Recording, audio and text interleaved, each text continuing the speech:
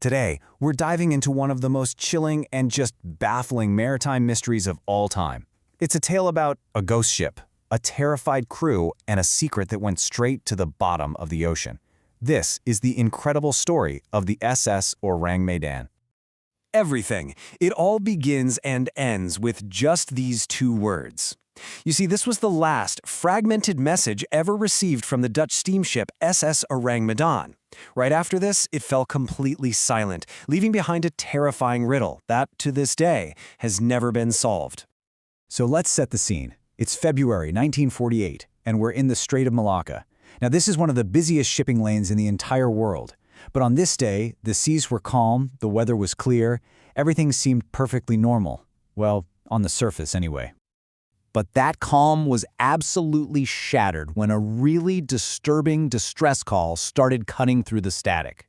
The message was coming in via Morse code, which, is an old school but super reliable way to communicate. And it was immediately clear that something was very, very wrong. The first message that came through was pretty clear. It was an SOS from a ship that identified itself as the Orang Medan. They needed a doctor, and they needed one right away. It was urgent, for sure, but still a pretty standard distress call. What came next, though, was anything but standard. The next message, wow, it was so much more frantic. This wasn't a warning of something about to happen. It was a report from right in the middle of a disaster.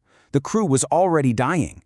Then the signal just got garbled, a total mess of noise, until one final, absolutely terrifying fragment broke through. And that was it. Just those two words, followed by a sudden, complete silence. The radio operator on the Orang Medan was gone. Every ship in the area that heard the call tried to raise them, but there was just no reply. The ship had completely vanished from the airwaves. Okay, so the closest vessel to the Orang Medan's last known location happened to be an American merchant ship called the Silver Star. Its captain knew how serious this was, so he immediately changed course, racing towards those coordinates to see if they could help. A few hours later, they saw it on the horizon, the Orang Medan. It was there, just floating. And it looked totally intact, no signs of a fire, no obvious damage at all. But as they got closer, this really eerie feeling started to set in. There was no smoke coming from its chimney, and absolutely no sign of life on deck.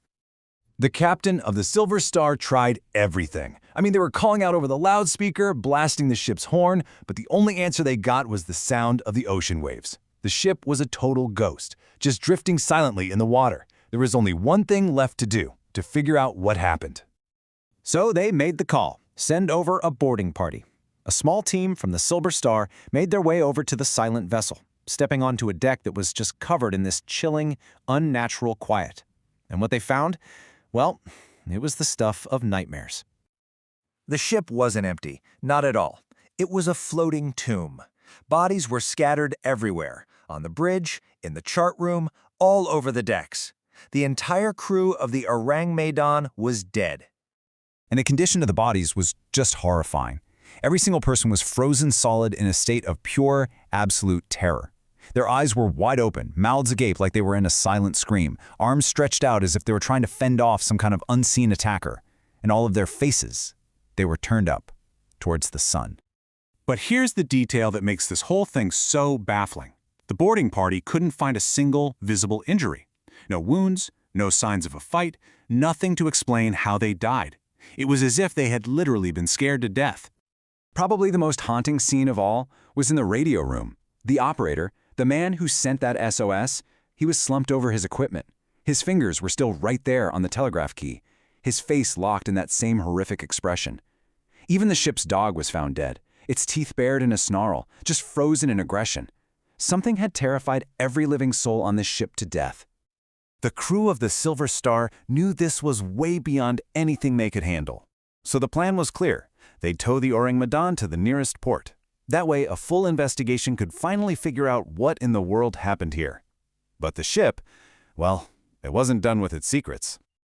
Just as they were getting ready to attach the tow lines, smoke started pouring out of cargo hold number 4. Then fire erupted, and it spread with this unnatural speed. The boarding party had to scramble to get back to the Silver Star just moments before a huge explosion completely ripped the Orang Medan apart. And just like that, the ghost ship sank beneath the waves, taking all of its secrets with it. And that was it. It was over. Every single piece of physical evidence, the bodies, the ship's log, whatever was in that cargo hold, was now at the bottom of the ocean. The entire incident was now just a story, a chilling testimony from the crew of the Silver Star.